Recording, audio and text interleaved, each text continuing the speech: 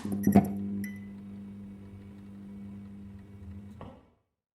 I'm Alyssa. Today we're going to do some talking about Howl's Moving Castle. Now, I think when I watched this as a kid, there's a hot wizard, there's a moving castle, there's gorgeous scenery. What's not to love about a fantastical film like that, right? But you're wrong. There's more than that. It is actually a war movie about the Iraq War, and today we're going to be talking about why that is the case. So first question, why do we turn this fantastical movie into an allegorical commentary on the Iraq War? So there are three answers to that. Firstly, we know it's a war film. Howl's Moving Castle is adapted from Diana Wynne Jones' book of the same name, Howl's Moving Castle. But in Diana Wynne Jones' book, war is not that big a deal. It is just kind of a backdrop. But in Miyazaki's film, he made war a main plot driver in the film. And so we think that from this adaptive choice, he actually wants to make some comments about war since it drives all the characters' actions in the story. And also because there's some visuals in the film of bombs being dropped down on Sophie's city that are very, very reminiscent of B-52 carpet bombings in World War II. So any Japanese audience watching Howl's Moving Castle will immediately think of the destruction of World War II. Second reason, we know it's the Iraq War because Miyazaki said so himself in an interview that this film was going to be a commentary about the Iraq War. And being released in 2004, Iraq War being in 2003, producer Toshio Suzuki commented in an interview that the zeitgeist of the Iraq War was very prominent during production, so we think that informed the creation of the film to a large extent. So now that we got it clear that it is a war film, let us go into why and how it is a war film. So there are two main characters we'll be talking about today. First, Howl, the very attractive wizard that I'm sure we all had a crush on as girls in primary school. And second, Madame Suliman, the senior royal witch who was also Howl's instructor. So we believe that Howl is allegorical to the Japanese self-defense force, and in war he plays the role of an unwilling belligerent. We believe that Madame Suliman, on the other hand, is allegorical to the US during the 2003 Iraq War and plays the role of some heartless, warmongering elite. So yes, let's talk about Howl. How is Howl an unwilling belligerent and an allegory of the Japanese self-defense force? So let's review some characteristics of Howl that we will be talking about today. Firstly, that he's anti-militant. Secondly, that he's selfish and vain. Thirdly, that he overcomes his selfish and vain nature to purportedly act in self-defense. And lastly, how this act of self-defense doesn't actually turn out for any greater good. So let's talk about his anti-militancy, right? There's this very iconic scene in Howl's Moving Castle of Howl taking Sophie to a paradise. There's this beautiful house over a green plain, and then a warship looms over, and then a shadow casts over the beautiful green plain. And it shows how war just overshadows all beauty and paradise that is in such an idyllic setting. And in this scene, Sophie asks, whose warship do you think it is? And Howl responds something to the effect of, it doesn't matter, they're out to kill people anyway. So I think this is very different from the dyadic us versus them narrative that, for instance, President Bush had during the Iraq War, like we are the good guys, the terrorists in Iraq are the bad guys, us versus them. But to Howl, it doesn't matter. If you're creating destruction, then you are a bad influence. And I think that really shows his pacifist and anti-militant nature. So this also corresponds quite tightly to Japan's Article 9, which is a pacifist clause in its constitution that says that Japan cannot be a belligerent state, which means that Japan cannot legally own weapons to wreak war on other countries, which is something that most other states can do in their sovereign right. So this has impacted popular sentiment against war in Japan, partly also because the clause Article 9 came out of World War II destruction, so a lot of people in Japan generally resonate with Article 9 in thinking that pacifism is the way to go. So this closely aligns with Howl.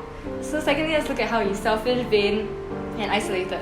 So in terms of visual presentation, he is a very handsome man. He cares a lot about his appearances. He walks around the town in a walking castle in the fields and no one really knows who he is. So this sense of isolation, this sense of vanity and his preoccupation on his beauty shows a sense of selfishness on his part. And this is also highlighted in the fact that when Madame Suliman asked him to come to the castle to agree to fight in the war, he actually sent Sophie as his mother to reject Madame Suliman. So a very avoidant pattern of behavior towards things that he doesn't like. Again showing that he doesn't really take responsibility.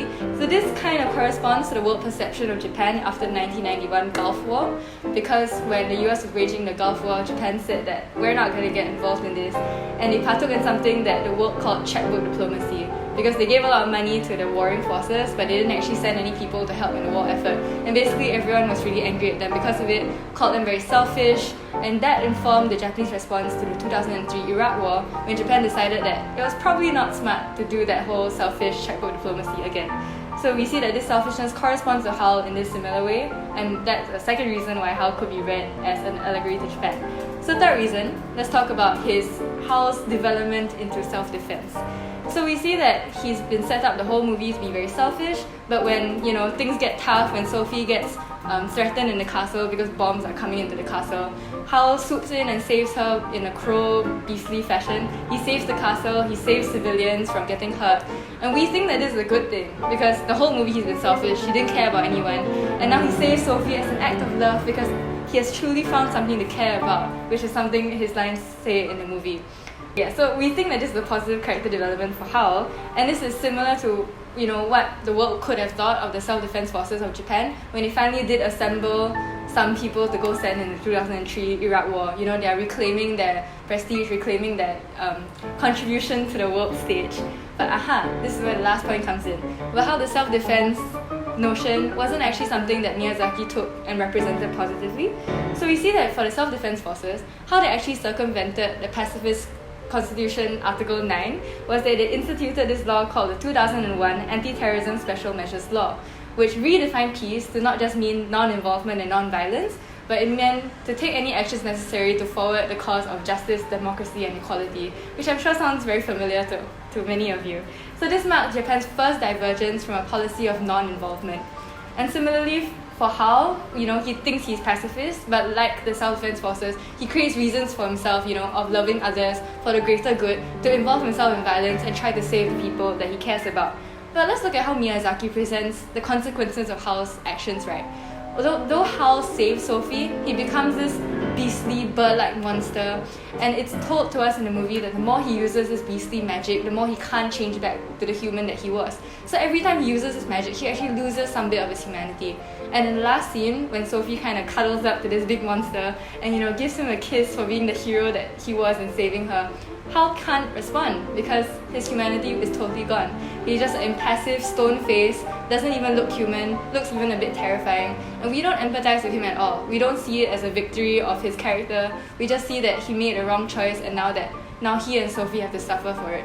So I think this is Miyazaki's criticism of Japan's adoption of this law.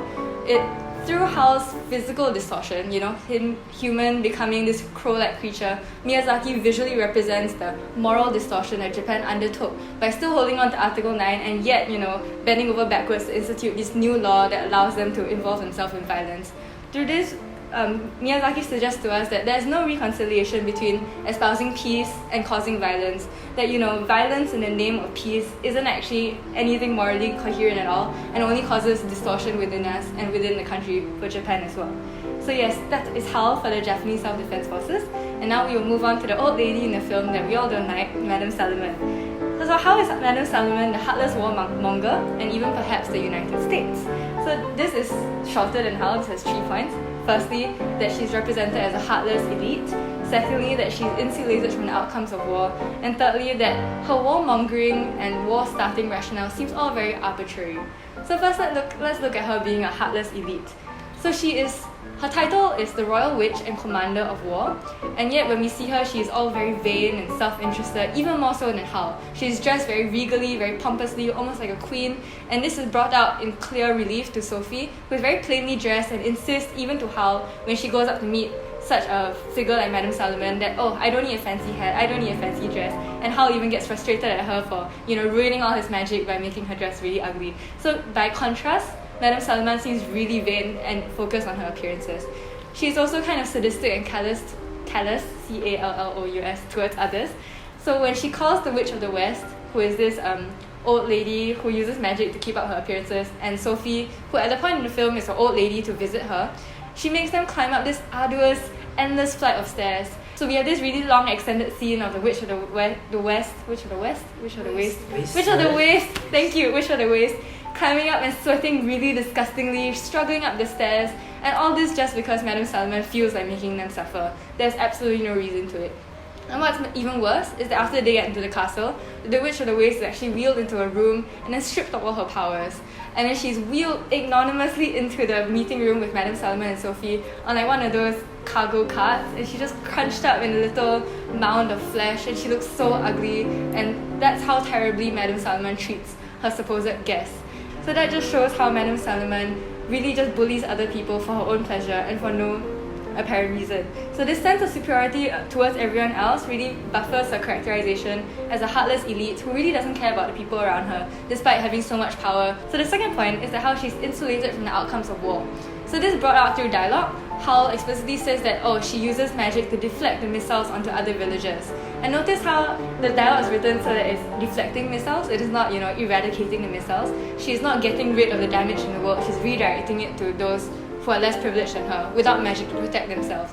So, she's actually causing more destruction to people around her. But also visually, Miyazaki creates this very strange greenhouse setting for where she usually lives. She lives in this giant glass greenhouse, all full of lush vegetation, and she herself is on this wheelchair. She's not even touching the ground. Like, everything around her is insulated from the destruction of war. And even worse, when she meets Sophie, Sophie is placed like 3 arms length away from her. So Salomon's entirely not in contact with anything around her, anything in the real world. She's only in her own little wheelchair, insulated from everyone else's concerns. So visually, this represents how she does not actually see, she does not experience the destruction of war, although she is the one waging it. So the second point about how she's insulated from the outcomes of war. So thirdly, if all this is not bad enough, the reasons for why she wages war seems very arbitrary. So after, the ending scene, Howl kisses Sophie, everyone's really happy. Madame Solomon sees the victory through her crystal ball. She looks at it and she goes, oh well. And then the war kind of ends. And that's how the movie concludes. So some academics have written, and you can find it in the research paper, that her very arbitrary, very flippant response to ending the war actually shows how war wasn't really created for anything meaningful at all. And this is brought in relief, in comparison to the long, arduous journey that Howl and Sophie had to go through, their character development, their real, choices with consequences. In comparison to that, Madame Solomon's choice just seems very shallow, very flippant, and that shows how war isn't actually waged for anything reasonable or anything worth fighting for. So all this sounds very critical of Madame Solomon, and if we are saying that it's an allegory to the US, of course that is very critical as well. But we would argue that much like Howl does reflect the Japanese self-defense forces, Madame Solomon does reflect the Japanese perception of the US during the 2003 Iraq War, mainly for 2 reasons. Firstly, plot-wise, we see that the conscription of Howl, Madame Solomon telling Howl to fight in the war with her, was based on the fact that he was her disciple. Much like this, Japan was USA's biggest beneficiary after World War II, and they benefited a lot from US aid and economic reconstruction and becoming again one of the world's leading economic powers. And added on to that, US and Japan had this self-defense treaty that they signed, where US would give military forces to Japan to protect their military issues, so Japan wouldn't need to have its own army. So because of all this indebtedness, that's why Japan felt obligated in the 2003 Iraq War and the 1991 Gulf War to support the US forces in the wars that they started, that they created. Is that historically controversial? Okay, Japan felt obligated to support the US in these wars, much like how Howl felt obligated to support Madame Solomon. And the second reason is more informed by wider reading of the period. So we see that there was general antipathy towards war that wasn't helping the US in terms of Japanese perception, because the US was seen as the one starting the war in the first place. So the Japanese public already did not see them in a very good light. But worse than that was because the Japanese public felt that the US's use of chemical and biological weapons during the Iraq War was something that they really, really despised, especially due to the war memory of the US kind of dropping atomic bombs on them during World War II. So that did not help the US case either. So if you read a lot of speeches by politicians during the time, they all spoke very directly against Japanese participation and support of the US-Iraq War, which went unheard because Japan did support them in the end. So we believe that this is Miyazaki's way of bringing those voices to the forefront and showing how much the Japanese public did not support, helping the US and did not support involvement in the Iraq War. So in conclusion, Howl's Moving Castle, as the movie, reflects a watershed in Japanese military policy because it was marked the first time in the Iraq War that Japan diverged from its policy of non-involvement and actually did send in forces to help, a military and violent cause. However, through the character allegories and scathing representations of Madame Solomon and of Howl's involvement in violence, although it is for a good cause, we see that Miyazaki is giving a voice to the Japanese public who did not support the Japanese involvement in the Iraq War, and is also pushing his own, views on pacifism that is purely non-violent, and that there is no such thing as violence in the name of peace. Yes. So therefore, I hope that after watching this video, you see the movie more than just a chick flick with a hot character who is a wizard, and that you appreciate the very nuanced and interconnected commentaries on war that Miyazaki has woven into this film. So yes, after this, you can catch The Wind Rises by Katong coming up soon about more things on Japanese war memory. Like, share, and subscribe.